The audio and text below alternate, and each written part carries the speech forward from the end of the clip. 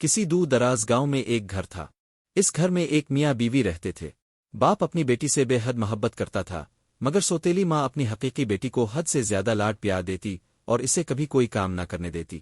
وہ اسے نئے کپڑے پہناتی، اس کی ہر بات مانتی اور ہمیشہ اس کی تعریف کرتی رہتی۔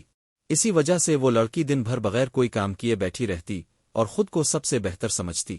دوسری طرف سوتیلی ماں اپنی سوتیلی بیٹی سے بہت سختی سے پیش آتی۔ روز اسے پورے گھر کا کام کرواتی، ڈانٹتی، جھڑکتی، مگر وہ لڑکی کبھی شکایت نہ کرتی۔ خاموشی سے ہر کام دل لگا کر کرتی رہتی۔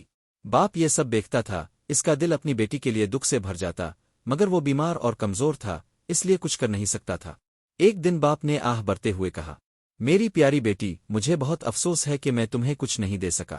لڑکی نے مسکرا کر جواب دیا، ابا جان، اب غم نہ کرے، اپنے ساری زندگی میری پرورش کی، مجھ سے محبت کی، اب میری باری ہے، میں کام کرنے باہر جاؤں گی اور اب کے لیے کمائی کروں گی، یہ مشکل وقت جلد گزر جائے گا۔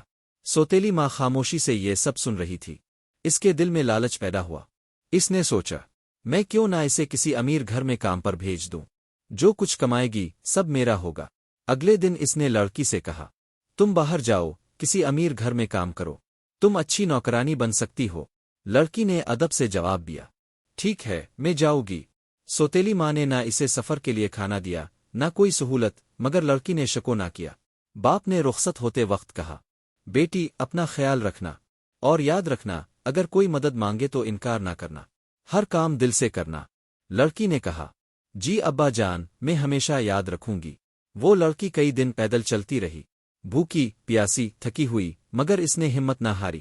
راستے میں اسے ایک سوکھا ہوا بولنے والا درخت ملا۔ درخت نے کہا، بیٹی، میری خشک شاخیں توڑ دو، بدلے میں تمہاری مدد کروں گا۔ لڑکی نے فوراً درخت کی مدد کی۔ جیسے ہی شاخیں ہٹی، درخت ہرا بھرا ہو گیا۔ اس نے لڑکی کو دعا دی۔ آگے ایک مرجھائی ہوئی بیل ملی، پھر ایک ٹوٹا ہوا تنور، ایک گندا کنواں اور ایک کیچڑ میں لت پت کتا۔ لڑکی نے سب کی مدد کی، چاہے اس کے ہاتھ زخمی ہو گئے، کپڑے گندے ہو گئے، مگر اس نے کبھی شکایت نہ کی۔ آخرکار وہ 7 پریوں کے گھر پہنچی۔ پریوں نے اسے کام پر رکھ لیا اور شرط رکھی کہ وہ 7ویں کمرے میں کبھی داخل نہ ہو۔ لڑکی نے پورا 1 سال ایمانداری سے کام کیا۔ جب رخصت ہونے کا وقت آیا تو پریوں نے اسے سونے اور چاندی کے سکوں میں لوٹا دیا۔ جہاں جہاں وہ گزری، جن جن کی اس نے مدد کی تھی، سب نے اسے تحفے دیے۔ جب وہ گھر لوٹی تو اس کا باپ مکمل صحت مند تھا۔ سوتیلی ماں یہ دیکھ کر حیران رہ گئی۔